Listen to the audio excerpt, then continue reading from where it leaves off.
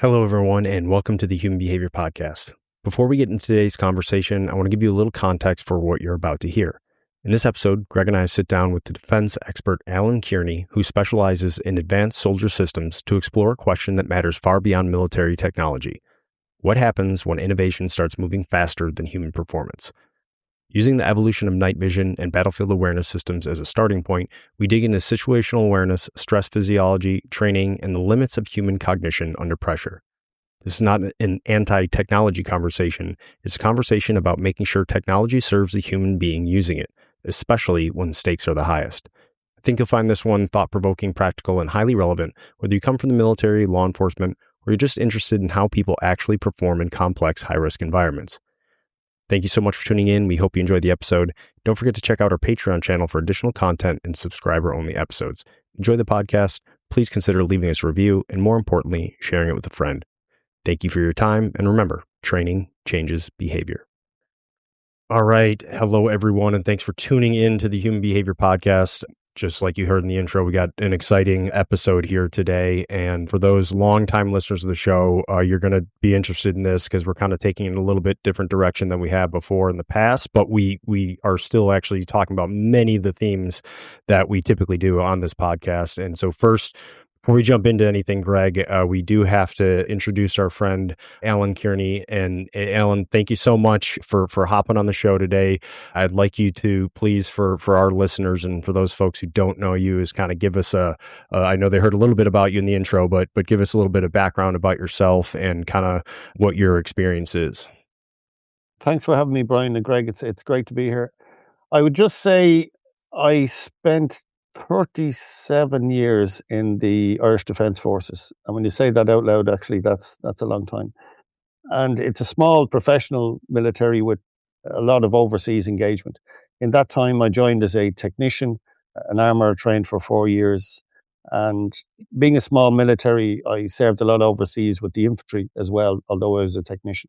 And I had a very varied career. I was very lucky in ordnance. I went on to be involved in EOD and counter ID and the like over many years with many great people, thankfully, and served overseas a number of occasions in Lebanon and in Afghanistan.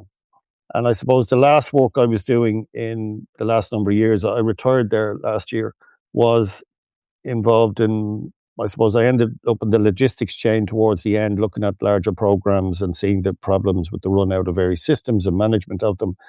And I was involved, as you know, with yourself, guys, a number of years ago in NATO's counter-marauding terrorism program.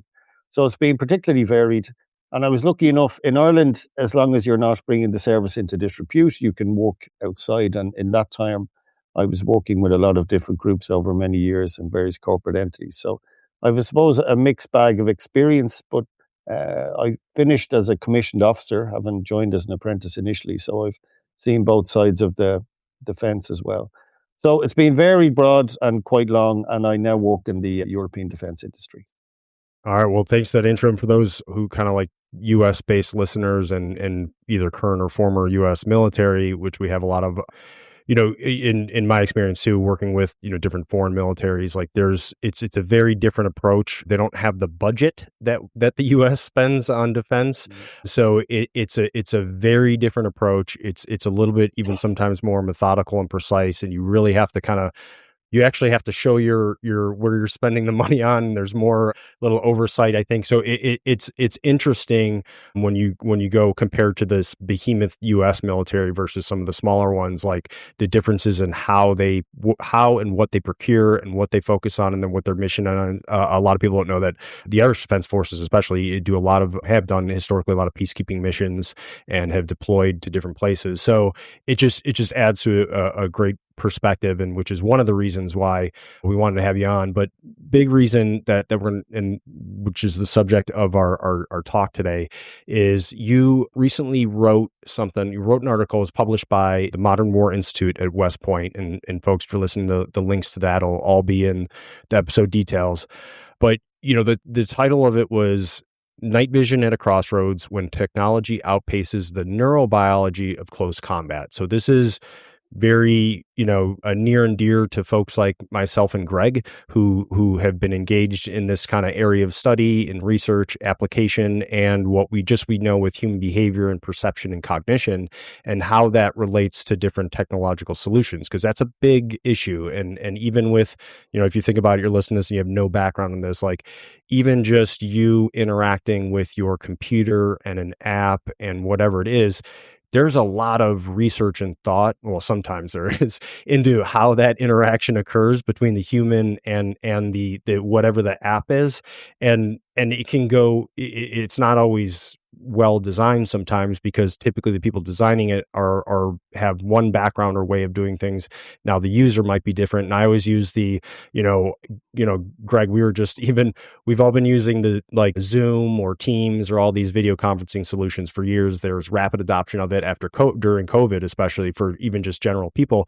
And I still have yet to go on a call where there isn't an issue or someone's on mute when they're not, or we don't know how to use the feature. I mean, think of all the big brain scientists, Greg, we were just on a call with the other day, and DARPA, every single one of them was like, and they oh, couldn't wait, come hang off on, of mute. how do we do this? We all had a So, point. so I look at it from that perspective as well. But getting back to kind of what you wrote, and I want to start with a couple quotes from there because I think it'll help frame our discussion. But right off the bat, in the beginning, you said, a few months ago during a closed-door seminar involving senior officials in the United States defense community, I raised a concern about the direction of night vision modernization. I argued that fusion-driven visual systems and digital awareness ecosystems may be advancing faster than the human brain can reliably use them in moments of extreme danger. So that got my attention right away. And just to kind of caveat this, one of the other quotes from that article, you said, is the issue is not that the technology is poor. On the contrary, it is extremely sophisticated. The problem is that it is increasingly misaligned with how the human brain functions under stress of lethal environments. So what I took from that, in a sense, is like, and we've had a previous discussion about this, is it's almost like an inversion problem where we're going from adapting, machines to humans to now adapting humans to machines. So historically, machines designed around human limitations. Some of the best, research and studies, comes from military, and then really started especially in aviation, right? Because you're flying a plane, which means you're already exceeding the limits of human cognition. Humans weren't designed to do that. And so you have certain systems that you have to run, and measurements and things that you have to do. So if it's not aligned with how a human perceives and senses their environment, you're going to get all sorts of problems. And there's countless historical examples of that, right? So now we're increasingly designing systems that require humans to adapt to machine constraints. So this is a lot that was in there. And I want to frame this kind of conversation because there's a lot we can get into. So kind of, Alan, I want to throw back to you to start this off to see, get these big picture points and themes that you were going with, and then we can jump into them from there. Yeah, thanks, Brian. Well, there's two areas there. And first, if it's okay with you, I'd like to set the ground really, because it's important to understand where I would be coming from, I suppose, in relation to this. And everyone has a different level of experience with night vision if you came from the military or the police. So baseline technology, most people are familiar with, I think, is the image intensifying tube. And they amplify available light, moonlight, starlight, or ambient urban glow. And the tube, what's there, it makes it into a usable image. So what you see through it, of course, is direct, continuous. It's an analog representation of the environment, and it has low latency, which in simple terms is there's no delay. So you have a single spectrum and immediate visual coherence, which is particularly important, and people are used to that. So what is there is what you see. Now, soldiers trained on these systems build their skills around that, and their pattern recognition, their detection, their spatial orientation, all of it developed through that lens where what you see is what is there. Now, fusion changes the nature of that image. Now, fusion embraces the thermal technology, and thermal, of course, is into detection, where you can detect the heat signature. So you have the amplified light, and now you have this heat signature with it. So you have a single synthesized display of this. Now, the difference in adding that remarkable technology, I mean, it is a remarkable technology, you can see through conditions that will defeat an image intensifying tube. But the image is no longer direct amplification of reality. It's a constructed representation. And that's where the problem begins, so to speak. So the brain has to now interpret a synthesis, and it's not reading the environment in the same way. So yes, it is absolutely extraordinary, but it's added another problem. So let's examine that in some way where the problems start to develop. Is that if you layer onto that processing required to produce that synthesis, you introduce latency, or you introduce a level of delay in simple terms. So milliseconds of lag in real-time circumstances become an issue. Now, in many of the circumstances where these element or these systems are displayed in a controlled environment, it's not an issue. And they're particularly impressive, I would say. They're remarkable technology. But when the brain is operating on pure pattern recognition and speed, and that's under stress, and that occurs in military terms, as we're talking here, or in law enforcement, in say, certain intervention teams, that lag is in the wrong place. So the direction of travel now is beyond that. So you've got persistent overlays, you've got network data, AI-assisted queuing, and digital symbology, all fed into the operator and integrated in your visual field. So it's remarkable engineering, it really is. But that's precisely where the human factors question begins, because the technology has advanced faster than our understanding of what happens to the human brain at that particular moment.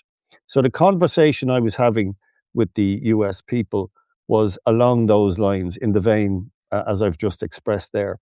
And it was particularly important to me to have it with the US officials, because in my time and over many years, I spent a number of months, I suppose, various times of my life training US law enforcement in various counterterrorism elements. But I got to witness their operator skills. And in America, it's particularly well developed. It's incredibly well developed. So what I put forward was the idea that this may be a problem. And what was said to me was, well, our higher tier operators still prefer the image intensifying tube. They still prefer no latency. And then they want, because they need to operate and they need pattern recognition, they need to see what is there in front of them and they can operate. And so they hadn't moved to these yet. And that was what put me of a mind then to write the article. That All right, you brought up a number of great points, and I kind of, Greg, before I go to you, want to you right there at the end when you said, "Well, wait a minute, the highest trained people, the people who have the most level of experience in training, the toughest units, and the biggest, are they're still doing things this way because they look at that as superior to maybe this technology." And what all of these technologies are, you're talking about the image intensifiers or different, there's different systems.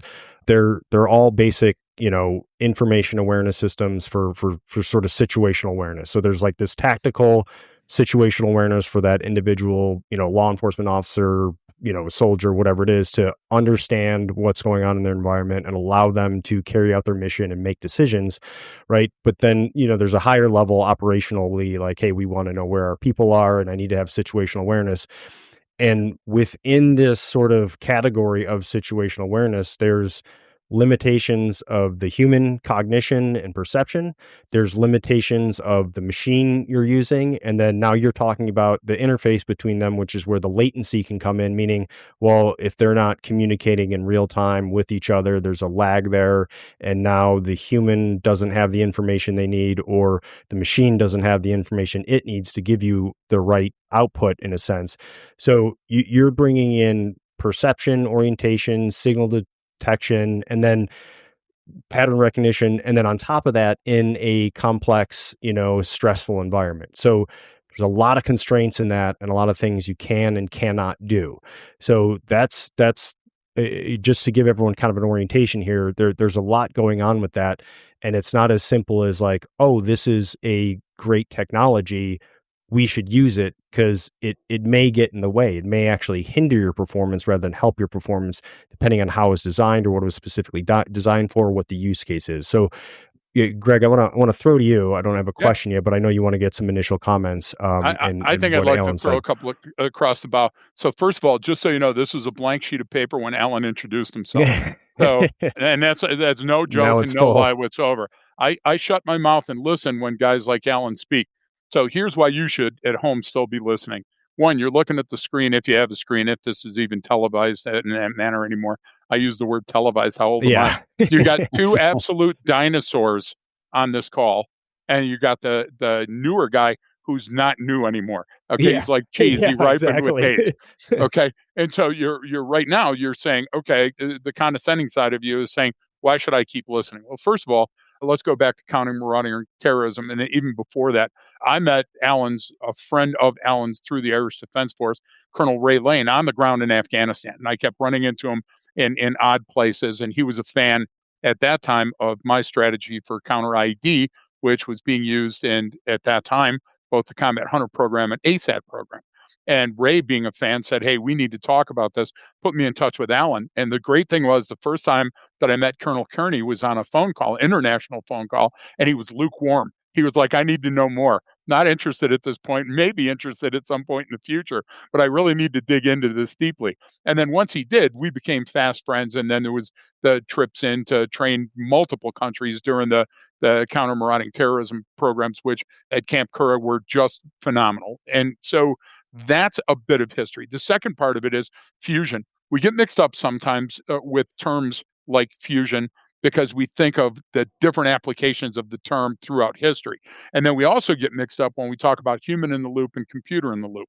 Well, I can tell you this, I can talk as a SME on the physiological, the human performance part, and I can also speak as a SME because I had 47 years of history using nods and night vision and thermals. So I kind of get it. I kind of have seen that.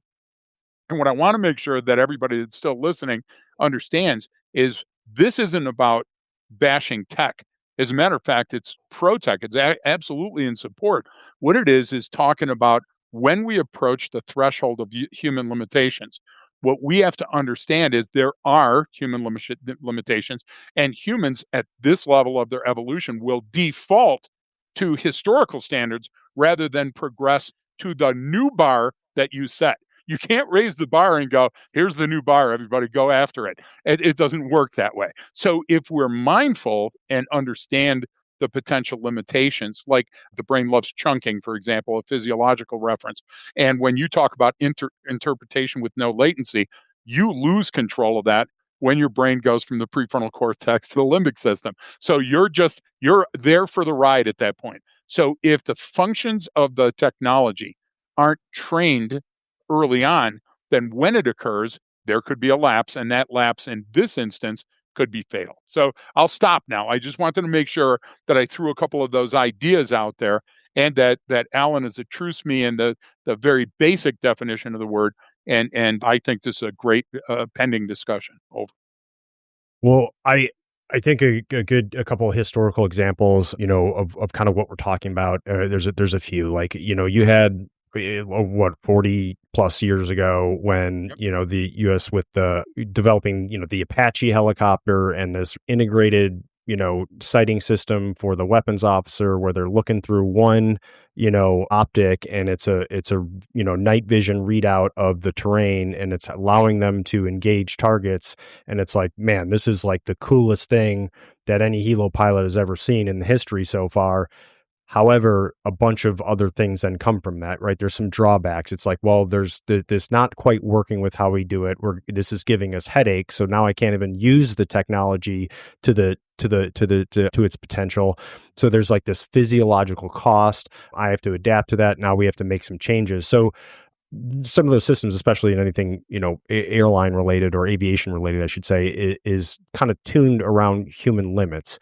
So it starts with, okay, we do some testing, we figure out what these physiological and cognitive limitations are. Even though those are already known, they're not always known how they affect or work with some new technology. To what you said, it's now, and now me as a human, I'm put in under these extreme circumstances, a high level of psychological and even physiological arousal, right? Well, my ability to apply good decision making, and my ability to engage in good situational awareness and understanding and sense making, it just gets limited. I can't, as a human, no human being can, even with the greatest training or experience in the world, right? You have these cognitive limits that are going to develop. And like you said, Greg, we default to what? We go primitive. When we start to get overwhelmed as human beings, we kind of fall back on this. Well, our limbic system is going to take over, and it's going to try and keep us alive. So I think that's a good place to start, is like, what were you seeing here, Alan, that caused you to write this paper to say, yes, okay, well, here's what needs to be addressed? And what do you think this first point is, or the big point is that it should start with? Well, you have a lot of great points there, to be honest, and I would like to go back to the aviation one if we could in a moment, because it's very strong. But perhaps, particularly for anyone listening, we better anchor the points about the systems that Greg has mentioned himself in relation to human physiology, because it's important to have that anchor point.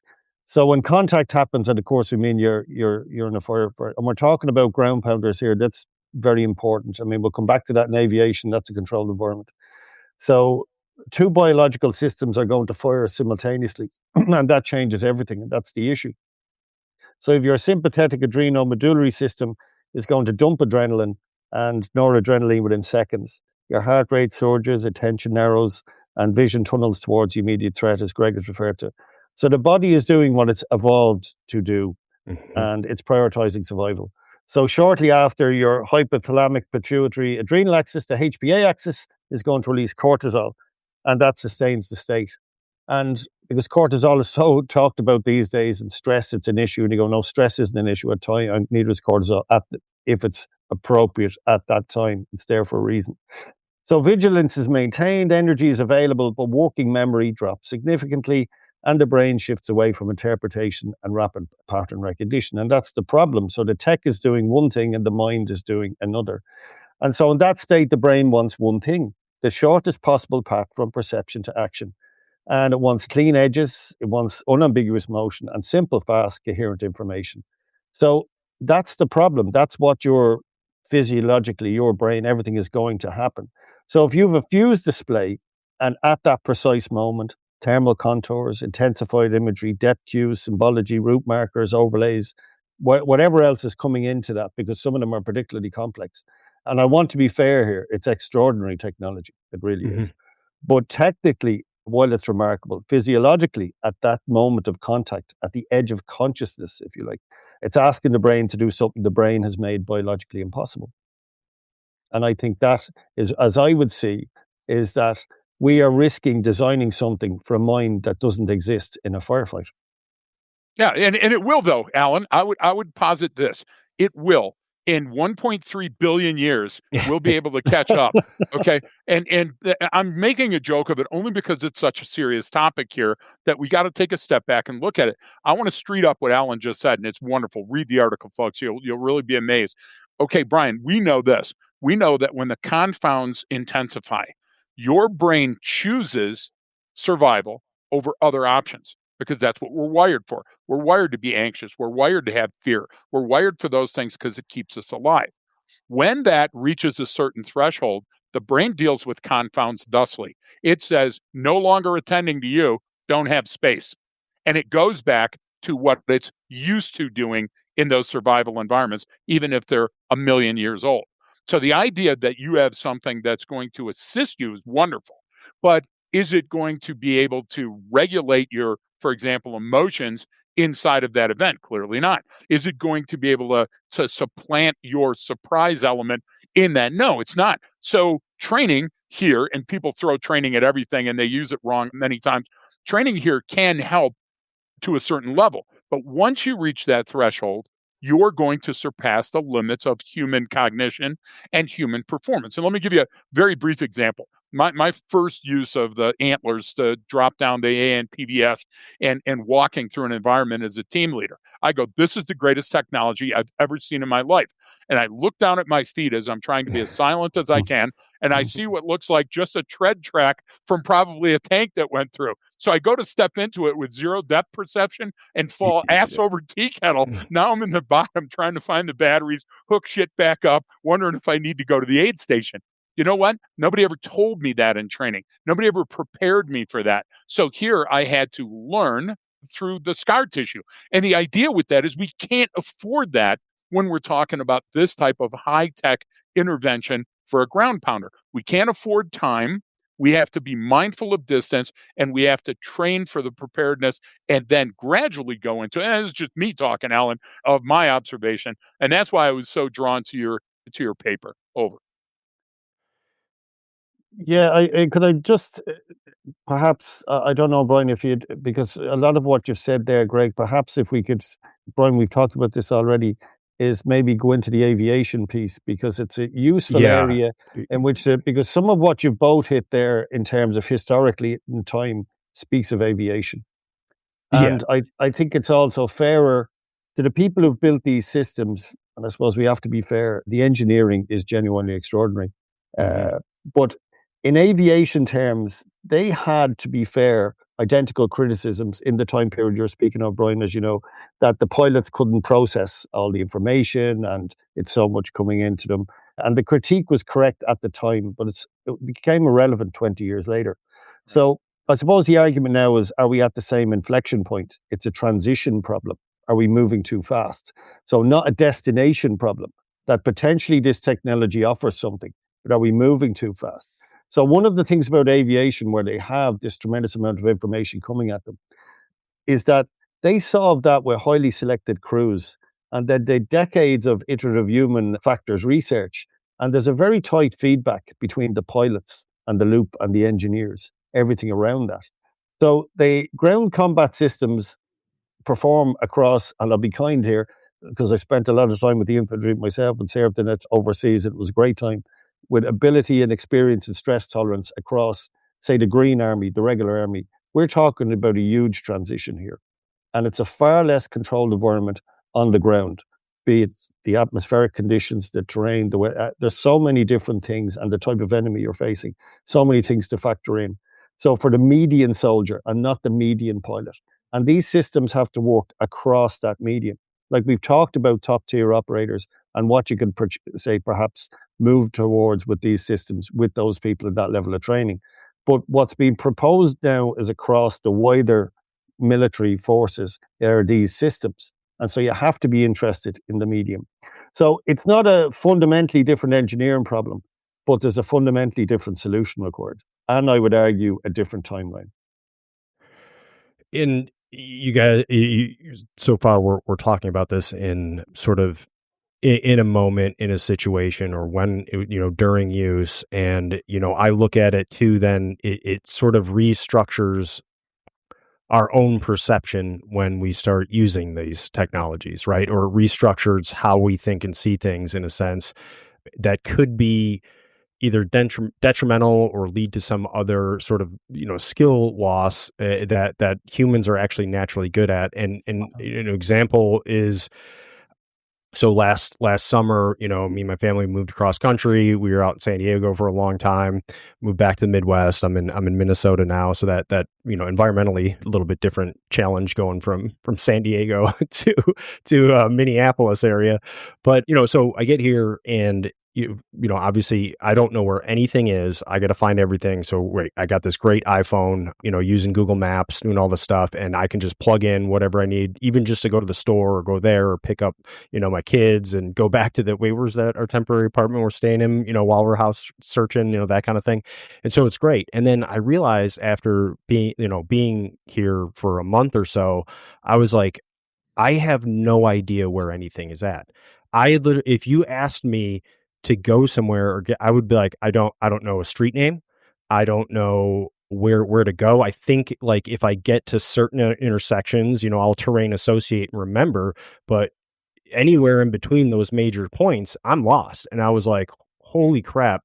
This is because I've never had that experience, right? I've always gone somewhere and I've grown up without it. So then I'm used to that. And then as I was introduced to Google Maps and all that stuff, I used it for when I needed it, right? Or in Southern California, I would use it because I would plug it in wherever I was going because, if there's a traffic jam, this might save me and reroute me somewhere else to do that. So it was great. And I used it to help me out. But now I'm coming into a new area and I became reliant on this thing. And I'm like, I actually have no idea where I'm at. And so we don't, but it took me a month to over time, which isn't that long, but over time I'm not using what I know. And being in the military and going through countless land navigation courses and all that stuff, like I know how to orient, I know how to get around in a city, in a rural area, and I'm lost. I was like, it was so powerful to me that just in that short amount of time, I wasn't relying on normal skills of just being a human. I was relying on this technology and it was like steering me. And then if I keep doing that, then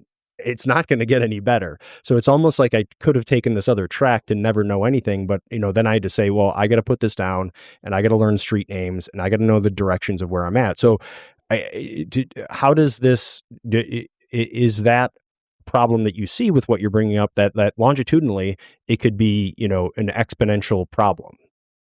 You are absolutely spot on there. I think one of the things to remember, and you'd understand this more than anybody, is an information feed is not situational awareness. They're Right. not the same thing. And that's, I think, the confusion for people. They think if they provide more information to somebody, that increases their situational awareness, but they're not the same thing. So and that has happened to me many times, if you're relying on say, your map system to get you where you are, if you lose signal, you realize you've lost the skill. You haven't used the skill. And that actual moment gives you a critical understanding. Your brain, as you know, is a repetitive monster. It doesn't like to use cognitive power because it uses up so much energy. And where you present something like that and it's just you just follow and go, the brain will stay in that track. It doesn't have to do any other work. There's less of a cognitive load, but you're not situationally aware because you're reliant on this technology. And when it's lost, I have been like you, lost on maps if the signal dropped, and I literally don't know where I am. And it's a remarkable experience. And I suppose if you were to put that across, there are other aspects of technology as well. I suppose that help humans all the time. If we stay in the vehicle, for example, you have ABS and traction control now where they're autonomous. You don't need to do anything with it. And they definitely have helped to save lives and under poor conditions or with less awareness, it'll operate better. So what you've done there is it hasn't made you a better driver. It makes it up for you not being one. And that's the difference with technology where you have to be particularly careful. Do we want ABS in cars? Yes. Do we want traction control? But if you asked anyone, say, would you rather be a very high skilled driver or have this in your car?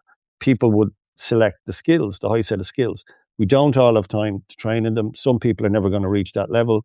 We have to think about the medium. So we have autonomous systems that function. That's a very good example of a useful technology that works for a huge amount of people worldwide. And so not anti-technology here at all. It's particularly useful if you find the right points where you're able to put it in and you recognize the limitations, that where it's working, it's fine. But if you lose it, where are you then? And I would add this because you brought it up. Let's talk about the ABS, also known to every copper on the face of the planet as the anti-stop braking system. Okay, so here we are in the 80s to 90s, and you've got the switch for coppers that are listening, the Chevy Caprice Classic in the United States to the Crown Vic. That change happened first in the Detroit metropolitan area because of the big three automotive industry and everything else. So the Cap Classics, when they came out to cop work, they were just issued all white. The units put on their own graphics packages, whatever type of lighting bars that they used and everything. And so coppers got in that day at shift and were handed the key for a new vehicle that they hadn't driven before. And in the environment I was in, you had a couple of pursuits a night, every night, sometimes on weekends, 3 or 4 or 5, and they were all dangerous high-speed style pursuits. And what was happening is all of a sudden, everybody in the Crown Vic was racking it up. And so I was rapidly going, we have a problem, Houston, what's going on here? So quick street interviews, what it was is when you press down on the ABS brake, it presses back to relieve the tension. Yeah. That's an autonomous function early on, as we were talking with the Apaches and the different helicopter sightings all the way back to the Cobra. And what would happen is the officer not prepared for that would not know and think it wasn't functioning. So he'd take both feet and mash down on the brake, slide straight into whatever the obstruction was in front of them, being out of the pursuit, rendering the vehicle useless, and many times injuring themselves. So I look at that comparison, and I think that it's exactly what you and Brian are talking about. For example, I hear all the time that a kid that plays video games is so much better when it comes to controlling a UAV on the front lines in combat. Okay, well, wait a minute. Are we conflating two skills that don't belong together? I need to see more of that. Why would I need to see more? Because when I look at a PSO scope on an SVD, it's very simple. It's got a little human. You take the size of the human you're looking at and put them in the crosshairs and pull the trigger. Okay, I get that. That's iterative. You can teach a child how to do that. But then I look at the videos a while back, maybe years ago now, of Sky King. Remember the guy that grabbed the plane at the airport and went flying, and they were trying to talk him down and did a barrel roll and everything else. Yeah, and everybody goes, oh, look how quickly from a video game he was able to step into that technology. Well, what was the outcome of that? yeah, he's dead. Yeah, he crashed that plane. And they're going, oh, it was an intentional crash. It doesn't matter. What happens is the acceleration that you're talking about, Alan, from flash to bang, we're in progress right now. So that's a seam or a gap. And seams and gaps always form scars, and they're ugly scars. And what we have to do is we have to acknowledge the fact that while this technology is amazing and while we need it, that we have to make sure that the transition to the technology is paced for the human, not for the tech. And if we're cognizant of the fact that if we push too hard, it'll fail, then I think we can get there together. If you guys understand my meaning. Yeah, absolutely. Because you've touched on something there. It's about demonstrations, and we all have to be careful of those. Because demonstrations, as you know, very much if you have a manufacturer setting up demonstration, they're going to exploit the very positive nature or what the technology offers under controlled conditions. So some of the data I've seen from some of this technology being utilized, to be fair, and once again, we have to be fair to the people who put an awful lot of time and energy and effort into this technology. And in certain cases, you'll see undertrained soldiers have outperformed, say, slightly better trained soldiers or whatever with this technology. Because if somebody detects something, say, 2 or 3 seconds earlier with a thermal overlay, well, then the cognitive load becomes somewhat secondary because you've said, well, look, they detected that, they never would have, and this is the conditions. And that's not stupid logic. That's actually a reasonable point if you saw those conditions being demonstrated to you. And that's the logic of the procurement room, because the more senior people are looking and go, well, this seems to be very obvious. I mean, under those conditions, this guy saw this, they perform better. And that seems okay. That seems a rational choice to go this direction. The limit is that in a test environment is not the same as operating at the edge of consciousness, and pushing to the edge of that to failure is difficult. So if what we're doing is compensating for undertraining rather than enhancing training capability, that needs to be said out loud in procurement rooms, not buried in your capability narrative. Like, you have to really be honest about what we're trying to do here. Are we recognizing that? I don't know. We've a broader range of people joining. The standards aren't the same. We're all this type of talk, and we are going to use this, and this will enhance our soldiers faster, more rapidly through this use of technology. But the training that underpins it is critical. And if we are making up for that lack of training and we don't intend to fill that gap with training, well, then it's a totally different initiative we're involved in. And I would say going to be less successful. Yeah. Yeah, and you know, two points. One, obviously, with the demonstration and, oh, this is what the technology can do, and the testing, and people go, yeah, but it's going to go through testing, and it's like, yeah, but it's not the same as a real world event, because you can't replicate all of the factors, and that might just be something as simple as, I remember this when I was working out at the infantry immersive trainer on Camp Pendleton with the Marine Corps, and there was a lot of testing. It was part of this future immersive training environment, joint capabilities technology demonstration. I can't believe I still remember that acronym, but it was, in some DARPA projects. And so they were testing in training environments. One, what technologies, what are the constraints of these technologies? What do we need to focus on as we go forward? Because this was almost 20 years ago now. And so obviously, a virtual reality system 20 years ago was nothing what it looks like today. Right. And what I would see everyone do is the big brain scientists all came in, put millions or hundreds of millions of dollars into figuring out what we need to focus on. And they 20 years ago said, all right, here's the constraints. Here's what we need to focus on. Here's the integration when we're going to couple a human with machine. This is what we know. So, go here. Here's all the results. And what all these companies did was just, well, they got less latency. There was a better frame rate. The graphics were better. It looked more realistic, and none of them addressed the actual, the actual problems facing a human and machine interaction. And with that too, I had one company, they're like, oh, they had this technology that mounted on weapon systems, and I said, well, this is going to get banged up pretty bad. Like, this is probably going to break. And they're like, oh no, and there's Marines testing it. And the guy's like, oh, this is Marine proof. And I said, hang on one second. Please, whatever you do, don't say that to the Marines, because one, they're going to take that as a challenge and they will break your stuff. And two, like you're just say you're testing it, so just say, hey, use it how you normally would. Right. So there's different constraints there. And then, an interesting one, Greg, you kind of reminded me of that actually I thought was very, intuitive and a very practical way to look at something when they were testing different drones. Because, right, we got these UAVs, and then you got to train people before how to use them. Just, all right, here's how to fly it, right? Here's how to operate it. And then here's how to operate it in a realistic environment for your support of your mission, right? So there's steps involved there. And, there's having all these problems, people learn to fly in this. And then finally, one of the people in this project was like, hey, we need to do a different controller. And like he turned around to the group of soldiers and was like, hey, raise your hand. There's probably like 50 of them in there. Raise your hand if you spent a lot of time playing Xbox as a kid. And like almost every single one raised their hand. So he said, go get an Xbox controller. And that's what we're going to use to fly this thing. And it was like so simple because they already had the past experience of literally putting their hands on this controller and what does what. So you just removed all of this additional training. You just removed all of this additional things that you had to do just by going, well, if they already intuitively know how to use this thing, let's make it like that thing for this new thing that they have to learn very basically. And sometimes like, those are the simple solutions that we're talking about, because it's like, yeah, this is a great technology if we can use it properly.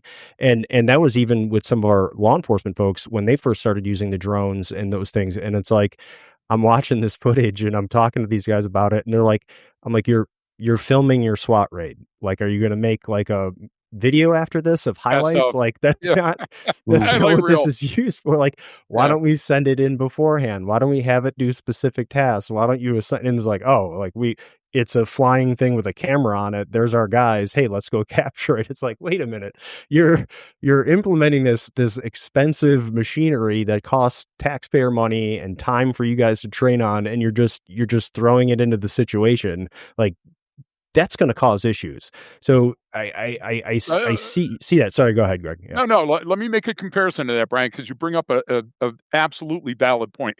And being able to substitute thousands of hours of practical application is going to be a savings anywhere. So let's talk about that for a minute and police work on the ground again with less than lethal force. So let's take a taser and let's make it look like a gun. Let's hold it like a gun. Let's aim it like a gun, and let's put it in a thing called a holster. But to stop you from accidentally using that instead of your Glock, we're going to make it yellow or green or whatever else. See, Brian, that technology gets to a limit, and once it crosses the threshold, your brain pushes back. That's what we're talking about here. We're not talking about the tech advantage, because the tech advantage is absolutely spot on clear, Brian. We're talking about the fear of going too far. Over. And that's actually a great way for people who've seen that, because I know our listeners have, what everything Alan was talking about. Like, okay, you have you're going, how did that police officer get in a scuffle and accidentally shot the person with their Glock instead of tasing them like thought they were? It's like, well, look at what Greg just said. It looks like a gun. It acts like a gun. It's on your gun belt. It's here. Like, you're in those high pressure situation. Your brain just went, oh, close enough. And you made the wrong selection. So let me add one more to that, Brian, because you're on a line, and I think Alan alluded to this. So he didn't allude to it. He wrote it very simply. Read the piece. When you're talking about Fight JCTD, Brian and I were both at different points in the Fight JCTD. And the point that I was in, I got to see the actual Marines going through the tests. And what I saw is, because they had the goggles on in the virtual reality with the AI backing and these big engines that were going, that they were in it for a couple of minutes, and the Marines had buckets next to them so they could vomit into the buckets, because it was so much sensory overload, and it attacked how they made sense of their environment, that they had these feelings of vertigo and motion sickness and all those other things that welled up in them. Well, if we can't master that, and granted, this was 25 years ago, but if we can't master that, if we can't master a battery that's not going to burn a hole in your back because of the use rate, if we can't master the ABS, well, what are we talking about? We're talking about the fine line between the human in the loop and the computer in the loop, where we make those mistakes. And that literally is the word fusion. When we fuse those things together and we just say these things will fall in line, we haven't done enough testing to be able to make a robust decision on that yet. So we just have to be timely. Technology is absolutely amazing, but the integration piece is what I think is the main argument from my side. Over. And I'd like to get Alan's kind of perspective on that in a sense, like, all right, you being around the defense industry internationally, and here in the US, is it just what, like, even though we have so many different historical examples of these things and so much research and study behind all the human I mean, that's ongoing, and decision science and perception and situational awareness at a tactical level and at a sort of a command level, and what that takes when not only humans interacting with technology, but then humans working in a team together as part of a larger mission. There's just a lot of factors in there. So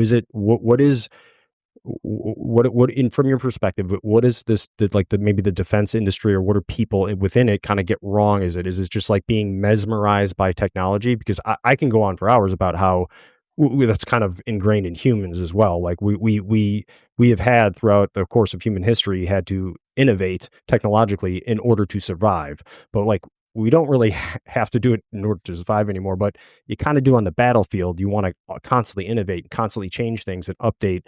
And so what is it that you see about how people look at these problems, or how people look at the technologies, and why do you think we just glam onto them? Well, I think one thing to understand is that, and you'd appreciate this, militaries are generally particularly conservative bodies. And one of the hardest things to do is to approach a military with a fantastic idea if they don't have a capability requirement, no matter how good it is. And you could have this fantastic piece of technology and it could do loads of different things, but the military hasn't identified a need for it yet. And as you know, largely in Western militaries, for the most part, with probably the notable exception of the US, but it's still a large organization and depends on what time in its history it was. But they're largely peacetime militaries, and they have a different behavioral mechanism to wartime military. And we're seeing that in Ukraine, where the innovative rate is absolutely tremendous. And if something doesn't work, it's just thrown out. The leadership changes over time, because oftentimes people who would, say, prosper during the peacetime military and the political nature of it and the difficulties within it would thrive, would not necessarily do so under those conditions. So militaries of themselves are remarkable when it comes to their understanding of technology. And there's any amount of historical references to that. I do recall, now may have some details wrong, but there was the adoption, I think, was it maybe the Spencer rifle or a carbine or something in American military a long time ago, where I think the head of ordnance was concerned that a repeating rifle would fire more ammunition, would create logistical issues to bring it forward. It was around that idea. And he saw everything in a totally different light to somebody going, yeah, but a repeating rifle up in contact would be great. If you follow the history of the machine gun, initially people weren't convinced of its use.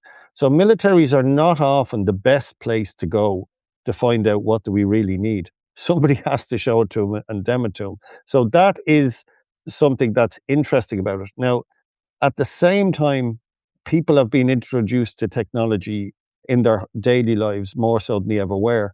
And I think a lot of people join the military and are surprised there's less tech than if you come from, say, a gaming world and kids are playing Halo since they're, 10 or 8 or whatever. And these game systems with all this information and everything appears to be this tremendously intermeshed battle space.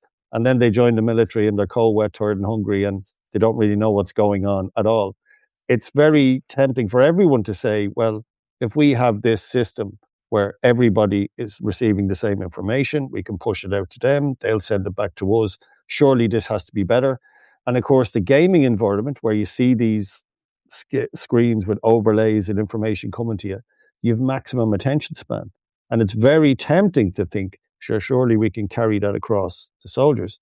But the problem is, of course, exactly as we've been the central thrust of this work, is that the designing equipment, the technology is advancing, but the physiology is not. And that's the problem. So the temptation is to push it out. Now, just briefly, I do appreciate, you mentioned the Apache earlier, Apache. I remember reading about Apache pilot training many, many years ago, and they had that binocular rivalry issue where I think with the slaved gun camera, and then you had your other eye, you had to look at instruments. And the pilots reported initially a lot of headaches and issues developing this skill because it was this cognitive load was incredible in the aircraft. And of course, then they'd be flying at night as well. So it took time to get past that, your body to adopt and get over it and move on. And maybe there's an element of understanding here or a necessary adjustment with a lot of training to put this on, but certainly not less training. And that's where we go back to the procurement argument, the less trained soldier performing better. Under all those conditions, I would argue with that kind of feed coming in, you're going to need a lot of training to get that right. Brian, quick point to that. Alan, spot on. And how many times have we collectively or singularly been in a room where we hear a contractor tell the Department of War, "Hey, listen, we'll write the RFP for this. We'll write the requirement for it. Why? Because we have something that we want you to use and buy, rather than it going the other way, where the unit says, here are our requirements. These are the things that we're investigating. If it goes that way, generally you're going to come out with something good. And I agree with Alan Bryan as well on the point of the training curve. There is going to be a learning curve that we identify over time that's going to make this conversation and Alan's paper moot. But we're not there yet. And if we don't understand that, we might be fielding technology and we're going to find out the hard way. Over.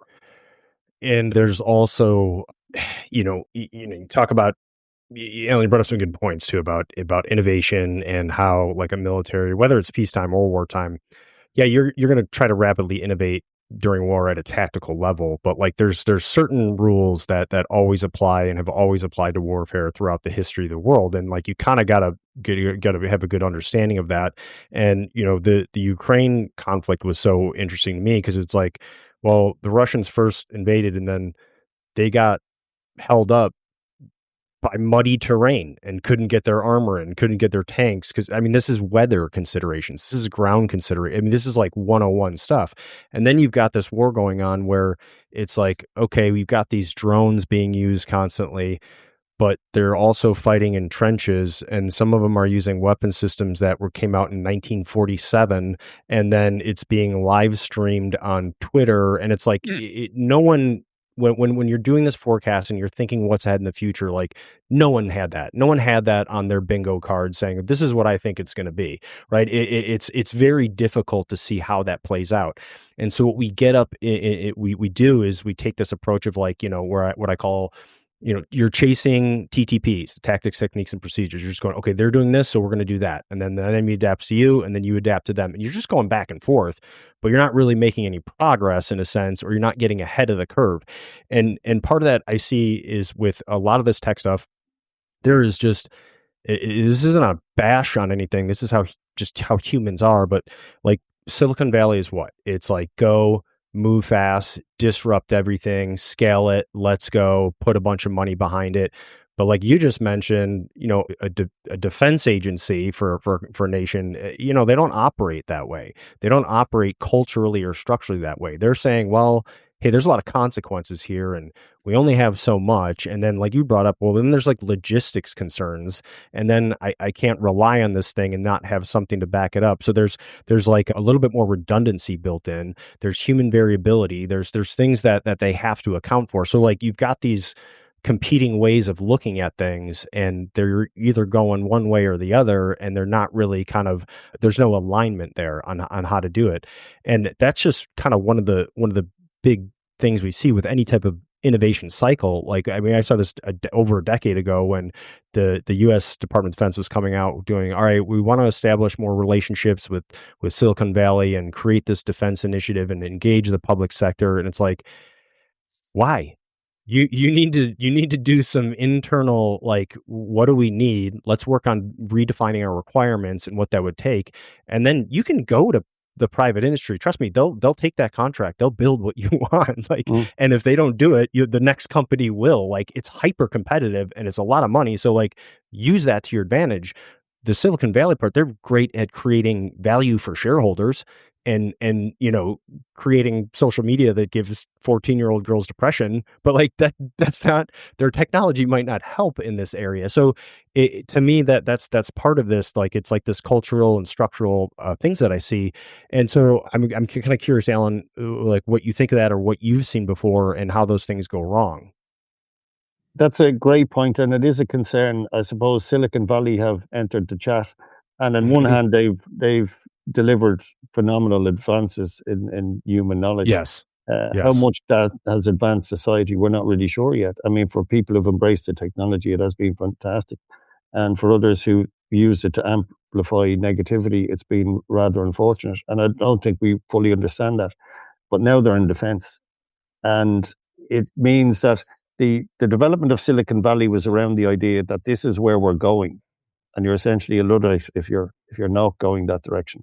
Now, that application to the military, you'd have to have a level of concern about it, because the larger picture here, and it would be a separate podcast just to deal with it briefly, is that from anyone who's dabbled in intelligence or completed intelligence courses or worked in it, knows that you've sensors out there, but every asset you have is a sensor, as a resource. Now, when you put this digital tech on them, they're an incredible resource. So as much as you're feeding them information, they're feeding it back. But as we know, there's a mission command problem here. So when headquarters can see everything, the man on the ground or woman on the ground can't decide anything. And that's a major problem. Now, one of the things we witnessed on the marauding terrorism program, which was fascinating to observe, was the difference in the police and the military. Police, I found, were fantastic at immediacy of decisions. They just go. If they need to go somewhere, they're going to do it and action it. They less preparation or training or courses of action.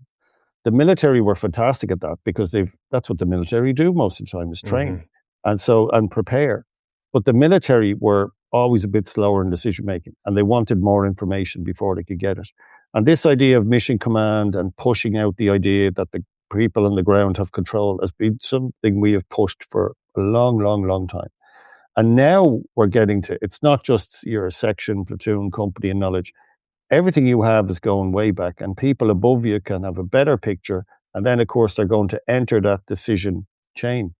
And that is invariably going to cause issues. I mean, I've seen in basic training exercises across Europe and other countries now that there's this problem with say, down to platoon level, section level, out on the ground or whatever, where people are reluctant. They're going back to tactical operations to make decisions or asking things. And it's unusual to see. I don't see that improving with this digital information feed. Now, that it's a separate issue per se, but it just means that when people have so much access to what people are doing, they're going to try and second guess them. And we've spent an enormous amount of time trying to move away from that. And this system will bring us back towards it. I'd feel that's what appears to be. Now, I know it's a whole discussion of itself, but leadership is an issue for every organization, not just the military. But leadership of the military ultimately sits up at the top, because so many lives can sit on so many commanders. And that becomes a pressure of itself. And we understand from military history, there's a very small band of people who can control that feed of information and make great decisions all the time. And now we're going to give people so much information about a command level. I can't see it being anything other than problematic. That goes, I mean, the concept of that mission command and pushing decision making down to the lowest level has always been something that militaries have tried to do. And how do we develop our people so that they can, here's the mission, here's the commander's intent, go do it. Yet, like you said, all of these things now add to this, and that's what I meant by this situational awareness, sort of at the tactical level that I was talking about, and now you're at like that operational level. And like you said, I've now got all this information coming in, you're going to intervene more. You're going to change things. You're not going to let that person go out and do their job and just go handle what they've been trained to handle. You're now creating more bottlenecks. You're creating other barriers in a sense, and which is, to me, it's ironic because like now, like the U.S., I know one of the initiatives DoD is required to do now is give a definition for cognitive warfare, and people are talking about the cognitive domain and what that means. And it's like, when has cognitive domain not been part of warfare? When in history has that, like, that's what Sun Tzu was talking about. Like, I mean, exactly. It's so like, wait a minute. Like, it's because we've gotten away from that in a sense, because now it's this reliance on technology, which might be great for right now, but over time, what does that degrade? What does that take away from us? And what are we now completely relying on? And then now you have to introduce this other concept and say, well, now we got to train them to do this. It's like, well, like, do we, or maybe do we just need to get rid of some of these things and let them focus on doing what they're doing? And that organizationally over time has serious effects, and we see that in some areas.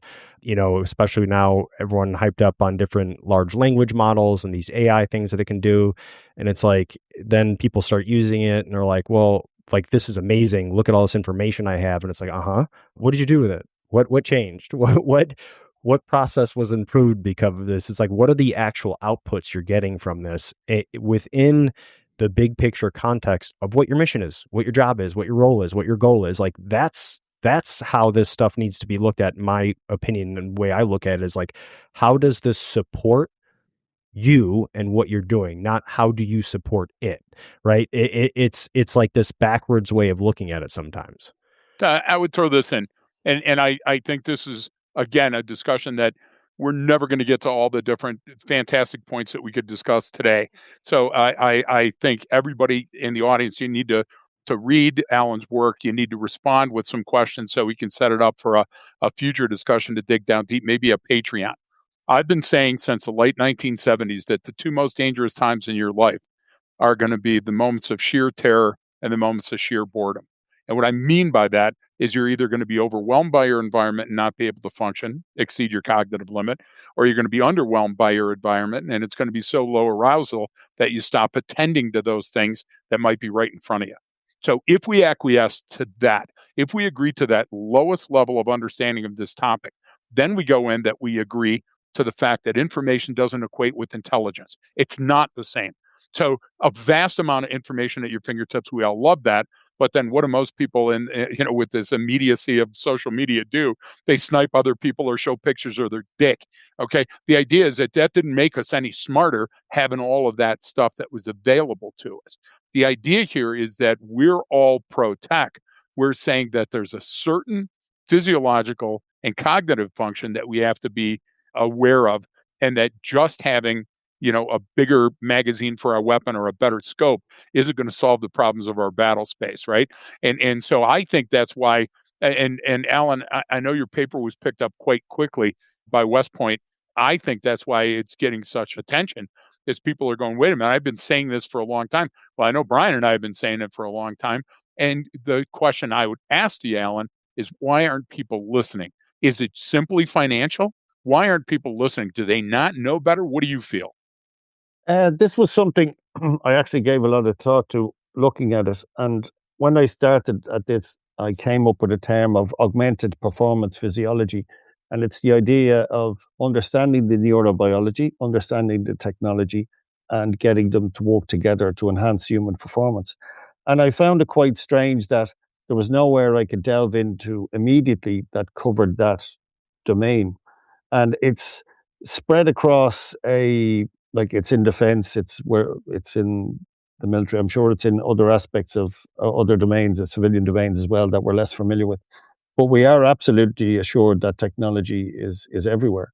And the phone has made that even more so. I mean, I don't even like calling it the phone anymore, because it's far more than that. I mean, this thing, you can sit in, I don't know, wherever you are, and I'm as guilty as anyone else is. You spend your time looking at this and you're losing your situational awareness. But I think what we've covered earlier about Silicon Valley, about the nature of combat, and what we're seeing, and we're seeing it currently in wars as well, particularly in the West, is the understanding that wars can be fought with minimal casualties.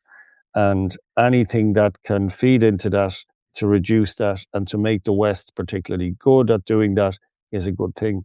I mean, I was always fascinated, going back all the way to the AKM bayonet, you may remember, when the Russians developed that bayonet that matched their doctrine, that they'd send the soldiers forward and that there would be wire everywhere and you could take it out and you had this wire cutters.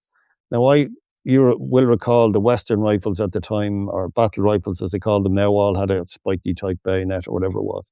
And those bayonets entered the Western NATO armies in the 80s, and they were like a thing. Oh, look, you have a wire cutters. This is fantastic. And the Soviets had this 30 years previously, because they really thought about what they were doing. And a lot of their devices and their warfare, they really think about what's happening at the tip of the spear. And whereas the West tends to think about the ability to destroy things from as far away as possible and do as much damage as you can and do it as accurately as possible. So our whole picture, when you look at it, well, we have this tech, surely if we put it onto soldiers as well, that makes, to my mind, at the senior level, that makes perfect sense from everything that we have and the development of battlefield management systems, etc. I mean, we're seeing entire mechanized brigades now with systems where if a laser is pointed at the vehicles, all the gun turrets, everything will turn that direction. Remarkable, fantastic. Anyone who's in the service would say, I wonder will that work all the time? I wonder. I saw a brilliant comment. I hope I don't offend anyone with it, but he said, how is this? I was looking at one of these very fancy helmets with all the tech on it. And the guy said, how is that going to handle some 19-year-old soldier who has 20 vapes a day and is addicted to Monster? How's he going to manage this 100,000 euro helmet thrown on and off a truck? And it's very much a part of service equipment and service and soldiering that experiencing it, you understand on the ground that a lot of the things that may work in a laboratory are not going to work here. And it's not fair for soldiers to find that out. Now, I do appreciate, again, being fair to the senior people, that listen to senior operators perhaps saying to those DoD senior officials, well, look, we like things the way they are. And someone could argue, look, that's just conservatism. That could be a senior Silicon Valley argument. Those guys are highly trained, highly skilled, but they're used to that and they like it. But if you're honest about it, that's real, genuine, honest data, because those guys are more likely to be deployed, more likely to be at the tip of the spear, more likely to be in close contact where they need something to work. And they're still putting, and this is the most important word in all of this, they're putting their trust in the image intensifying tube, that refined old technology. They're not ready to trust the newer technology yet. Yes, they are tier one guys supported by a wide range of technology at the back to put them into that position. But when they are there, they still trust these other systems. And that's where we are. And that's honest, I believe. And that's a great point, because with all of this, and like you even said, with the way US does things, all right, how do we get from as far away with the most damage, and without trying to be very targeted and very specific and very deliberate, without putting people on the ground. And then, but like, well, look at the situation in Iran right now. It's like you can't. There's 80 million people in that country. Like, what are we doing here? Because like someone still has to go, knock on that door and grab that person out, or go after this person, or get that thing, or hold this terrain, like, or whatever it is. There's this element in there, and even like the U.S. has Special Operations Forces truths, like the soft truths. And the number one is humans are more important than hardware, and number two, quality is better than quantity.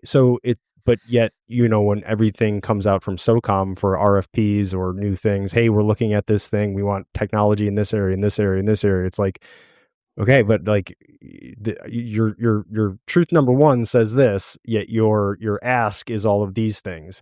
So it's not often aligned. But I kind of want to like try to steelman sort of your argument a little bit here, and what would be the argument against with what you're saying, Alan, and what you wrote in the article, which again, everyone, the links in the episode details, I highly suggest reading it, because it's very deliberate and succinct, and it's really good. It's really well written. But what could I say against that? What would someone say? Well, yeah, but is it but you got to do it because our enemies are constantly, evolving new technology. China's doing this, Russia's trying to do this, or whatever it is. Is it like, what's the alternative argument? What's the one against yours, saying like, no, if we don't do this, someone else will, or what is it? No, and that's and you've hit the nail on the head there, and something you said about that, and just and if we were to suggest China for an example. So just the summation of the arguments I've made, or that are made for that technology, extraordinary technology, and some of the best brains behind it. The transition argument, which we talked about in aviation, it came under the inflection point where maybe we're at that and it'll take time. There was a lot of pilots didn't like it at the time, and we go on. But you'd have to accept, I know what you're saying here, but the environment is controlled. Your test environments, how controlled are they? Because when you're on the ground and fighting that kind of war where we have troops in contact with that different medium, that's a very different enterprise to the aviation argument. So that doesn't really stand up. We've talked about, is it about undertrained soldiers? And they can perform better than soldiers who are slightly better trained because they can detect things earlier. And then cognitive load is secondary. But if we're making up for undertraining, what are we really doing here? So that's like, okay, we've got the ABS, we've got the traction control, but somebody can barely drive the car. It doesn't make up for being not as good of a driver. And then the last argument we made, of course, was the honesty element around, well, just because the soft want it doesn't mean it's not for everybody else. And is that fair? But the main argument, say if you take all those three and you can play them either way, if the technology, we're going to pursue it along this line that will have all these different synthetic or synthesized overlays and information going into you. And this is what we intend to do. And we'll try and develop situational awareness with it, but this is the way it's going to go. If another actor is developing different systems that are more attuned to human physiology, that are more attuned to autonomy and warning systems and working with the human, particularly in contact or edge of consciousness, they have the edge. And that's the difficulty. You might be on the one line that's the wrong line, and somebody else who intends putting the human physiology first, like we did with pilots. Let's ask the pilots what they want, build it around them, and gradually do it in time. They'll end up with a better system, and they'll end up with a better warfighter.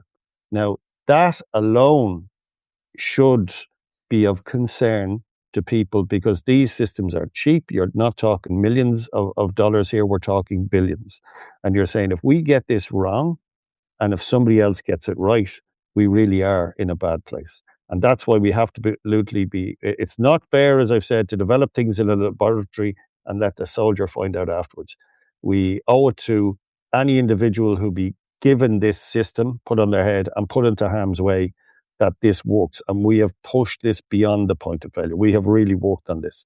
Because if you haven't and somebody else has, it's not going to work. This kind of discussion reminded me of, I think it's called the knowledge of London test, for if you want to be a black taxi driver. Those specific black taxis they have in London, even with all the advancements of all the different ways and Google Maps and whatever else is out there for getting around a city like London. They have to pass a rigorous test that I believe it takes on average like 3 to 4 years before you even pass that test, or no, where like you have to have, it's something like 20,000 landmarks and streets and stuff memorized and known in order to be licensed to do that. And it's like, I mean, that's what we're kind of talking about here. So that whatever technology or the things you have, you're going to know, is it help me or not? Because I have such a profound depth of knowledge in this area that I don't need any of those things, or it's not necessarily going to help me. And, it made me think of it as we were talking about this, because it's one of those examples of like, it's all about the human. It's all about human performance. It's all about their skills as a driver and knowledge of a city. And you have to do that. You can't just plug in and go, well, we got this new tech now. And that's been going on for, I don't know, maybe 100 and something years. I mean, I'm sure even before there were cars doing it, you're on a horse, but you still had to know it. Is that, that's something that people would say, yeah, but we don't have the time, or we don't have this. And so it helps when I look at it as like, these things aren't just an augment or an addition, or this is going to enhance your capability. No matter what it is, there's a trade-off. So you're gaining something, but what are you giving up? And I think a lot of times we don't look at it in that way, where it's like, well, what am I giving up? I never looked at it that way with Google Maps until I got here and was like, holy crap, I'm completely lost. I have no idea what's happening around me. This is really bad, especially given the line of work that I'm in. I should probably know this stuff, especially in my own backyard. I mean, I can drop into anywhere in the world and I got to learn and figure stuff out. But like, I'm not even doing it right here at home. It was just such a profound experience for me personally, because I went, wow, this is even though I know we're having this discussion about some of the problems with technology, even though I use it and I know the problems, it didn't occur to me until that happened. And when you're talking about a combat situation, or even like a law enforcement situation, like, well, now that means the dead people. That means, we've screwed up the mission. That means the stakes are so much higher here, yet we're still human beings, so we still look at it one way. And I think that's it's just what I see across the board. And again, like you, like anytime some new tech or new thing comes out, I always want to try it. I'm like, yeah, let's see this, let's do this, let's do that. And I remember, Greg, not gonna say where we were, but it was the U.S. Army, and we were doing this night evolution, and it was about observation. They're using optics, and there was this one, soldier doing I'm not seeing any of that, or this thing's wrong, or this thing isn't messed up. And we walked over there, and he was attempting to look through the wrong end of the optic, the thermal optic he was using. It was like, okay, why don't we just go ahead and do it this way? He's like, oh, now I get it. It's like, yeah. So here's this $50,000 piece of equipment that's like, it's like night vision, pulsing thermal, like all this cool stuff, like stuff that we talk about. And it's like the guy's using it incorrectly, and it's a detriment to the mission. And, thankfully that was in a training scenario, right? Not a real situation, but how often does this happen that we don't hear about? How often do these things go wrong that you don't hear about at the tactical level? Because we've already invested in the system. We've already bought this. We already did the $1 billion program. That's an IDIQ contract, and this is happening. So now we're scrambling to learn and adopt something before all of those needs were really, defined, or the constraints were really defined. I mean, that's what I see happening. Yeah. I think, ultimately, and we've all lived through the definitions of warfare. I don't know if you remember Fourth generation warfare, and the current one is hybrid warfare, and there's always these different things around the different times or periods we lived through, and new ways of looking at old things. And I've always looked at warfare as essentially you're going to do things that the other side don't like, and you're going to find weaknesses and ways to defeat them and do stuff. So whenever you're going to introduce a system like this in particular, you have to think about how the enemy will consider it. I mean, I was involved many years ago with Ray, you may recall, Greg. It was a route, I won't name it, there was a route clearance package. It was very well developed, and it was developed for 6 months in another country, and there was a lot of support for it, etc. And that locals took out the lead vehicle inside 36 hours. And if you think of the brains that were behind that, and the people and the effort and the experience, and the locals could see it straight away. And it surprised people to go, somebody asked me, how did they understand that distance? And I said, they probably looked it up on the internet. And people were looking at me going, the internet, but we're out in the middle of and yeah, but they have the internet. I think underestimation is probably one of the greatest errors made everywhere. But we're in it's trying to remember that the only thing I know about fighting is the fight you get in and never be the one you want. And if we appreciate that and understand that if you're giving this load to soldiers, it's more of a thing. It needs, as you said rightly, Brian, about the logistics change behind it, the support, the amount of elements that have to go right in difficult conditions for it to work. It's a big ask. I am not against it by any shape or means. I'm a big fan of technology. I'm involved in R&D tech at the moment in some areas that are quite exciting, and I'd be a fan of tech, but it just has to be the right technology that works with the human physiology that hasn't developed while the technology is kept advancing. And that's even why I brought up at the beginning about how, different countries see this stuff. We're in the U.S., we have this, bottomless pit of money for anything defense related, basically. And so it just creates a different way of looking at things. Whereas someone with more constraints, is going, well, I only got this and I only have that. I mean, this is why we had so many problems even early days when I was deploying in Iraq and starting the insurgency. It's like, wait, we have the best tech, the best training, the best this, and they're a couple of guys in some, Adidas track pants and running shoes and an AK are giving us a really hard time. Like, what's going on here? And it's just, you don't see it until you're in it a lot of times. And unfortunately, those are the worst situations. But, Alan, I'd like to,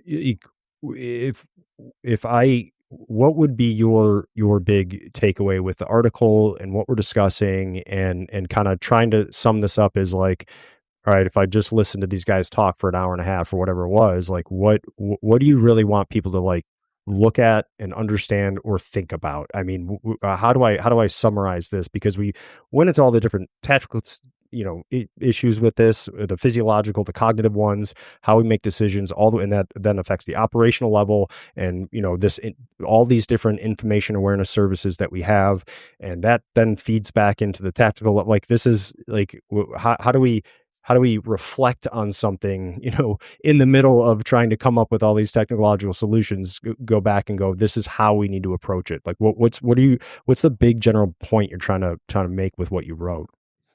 Well, I think the main point is that it boils down to, for me, and it's something I observed over a great many years. I was never SOF or special force or anything like that, but I worked with them a lot in different countries, or trained them in different set of special skills, and then worked with regular people as well, but in the police or military.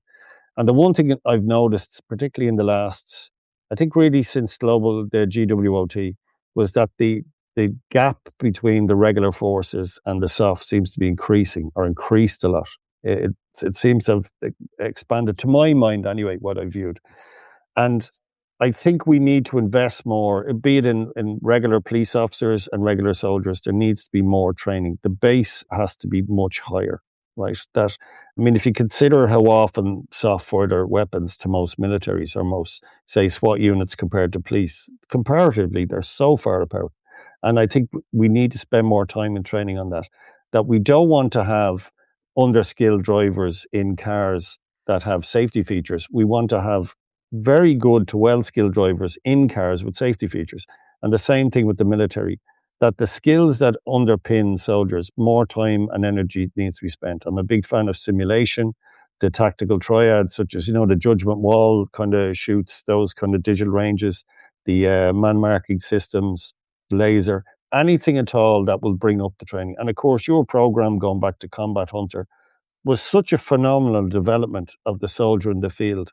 And that's the level we should be looking for before we put anything on top of a soldier and on top of it. That the baseline is really high. It also allows those soldiers to integrate those pieces in a far more useful fashion. I don't believe technology it has brought so much, like we said, to life. And yes, ABS and traction control for a wide amount of the public is different. We're talking about an ever decreasing number of soldiers in society. As we know, the armies have never been as small, probably historically, as they were now. And we need to invest more in them, spend more time training them. And that's the basis before we put anything on top of them. Not coming in at this point with these levels of technology and expecting this will be fantastic if we feed all this in. No, I think the baseline is far more like immersive exercises and training to failure. One of the recent exercises, there was a lot of criticism about it. I think there were NATO forces and UK forces up in an exercise, maybe in Estonia, and there was drones, and they deliberately said it to fail, and they failed. And a lot of people criticized them for no knowledge, but they limited themselves. And the fact they pushed to failure, and the fact that they allowed commanders to fail in that environment, and that's what they set it up to do, to get the lessons, was very brave. And it's the right thing to do, because those lessons learned in an environment where nobody loses their life, and we'll all move on, reflect, and be better for it. That's the model. Not running exercises and evolutions that everyone looks good, we're all happy, we know what's going to happen next. Developing that culture is far more worthy, for starters, it's far more honest, and it'll pay higher dividends down the road to have a higher trained product, if we want to be brutally honest about it as a soldier, not the technology. Because if the technology doesn't work in whatever environment, or fails, or like your Google map, it knocks off, we still have an excellent product. And these systems, eventually, as they develop in line with human physiology, should move away when the body comes under stress. And so you won't be reliant upon them anyway. We need that high quality product. So it's training is the answer, training the human. Yeah, that's, not surprised that kind of was the basis of your answer. And that's I know the fight Greg has fought for a long time in his career, when, people were like, oh, well, we want you to come train these specialized units and do this. And it's like, no, this needs to go to everyone. And it's same thing, like we have, hey, look, I say it as, even with what we're doing now, and when some of the stuff we do with law enforcement, we call like detecting a cunning opponent, and get into what that means. But it's like, hey, this is a very rigorous program. It's a lot of information, and we're going to keep it to, X amount of people in the room. There's 25 people, no more, because this is what we can do. And that, like, okay, I get it. But can you come in for a day and do it with 80 people? And it's like, Yes, but it's not going to have the same effect. We're only going to do this one thing. And if we just get them to do that one thing, it's actually, I would rather take, 80 people and raise your level of awareness and understanding by 10% than taking those, 10 people and raising it by 80%, because at scale, like, that's where you're talking about, you have this fundamental underpinning, this fundamental baseline of everything can be built on top of that. So if you just focus on the structure of a foundation, build whatever, build a house, build a skyscraper, whatever, you got a good strong foundation there, and then you can pick and choose, because all of those things are going to change. I mean, you look at even the American military right now. We went from 20 years of, oh, we'll just put a team in there. We bought helos. We own the area in a sense. Yeah, they're still enemy, but we can operate this way. And it's this global war on terror. And now what is it? It's like, oh, wait a minute. There's nation states fighting other nation states, and we've gotten away from that, and we won't maybe do well if the Chinese decide to go into Taiwan, right? So it's like you're going back to what it is that you're supposed to be good at, and so we kind of get that sidetracked by those shiny objects sometimes. But Greg, I know you had something that you wanted to. I just want to epitomize what I'm hearing in 2 minutes or less, and try to make sense of it for the ground pounders out there that aren't as brilliant as you and Alan are when it comes to this stuff. I like to street it up. First thing, quick story. Brian was talking about one. I happened to be with Brian on that night exercise.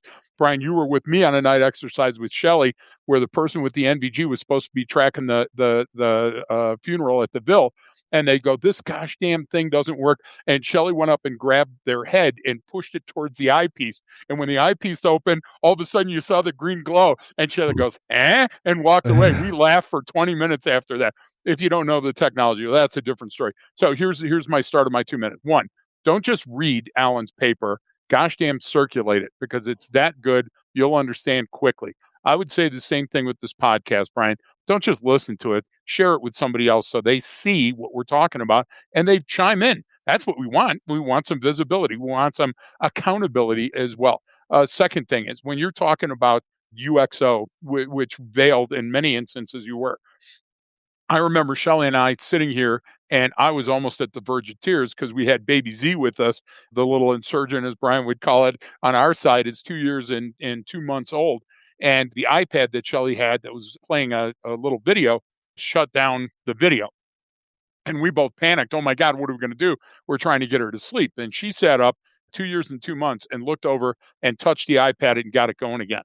So don't ever underestimate your opponent. Right to your story about looking that up on the internet and 36 hours later of ending the whole multi-billion-dollar program. And then finally, okay, my second zombie reference, I guess. So I found out early in Combat Hunter something that was detrimental to the future of Combat Hunter, and that was that the sniper manual at that time had not been updated since the Vietnam War. Yeah, of course, there have been contributions, there have been addendums based on weapon systems, but the whole of the idea, the concept, hadn't been updated. And you're saying, well, why would that matter? Well, one of the things I found on the ground in Iraq is when we went into the insurgent HQs there for Al Qaeda and Joe Qaeda and everything else, there were 3 docs that kept coming up. Number one was my work, the Combat Hunter stuff, where they had photographed and mimeographed it and were passing it around. The second was David Scott Donnellan's work on tracking, so they could hide their tracks. And the third was a book by Major John Plaster that was about sniper and counter sniper. So if there's a need, your enemy will find and fill that need while you're vacillating over all of this technology. So let's not, and I hate to be that cautionary tale guy, but let's not let this sidetrack a very good, robust, technologically sound program. Let's make minor adjustments in stride and keep it on the rails. And that's all I had to say, Brian.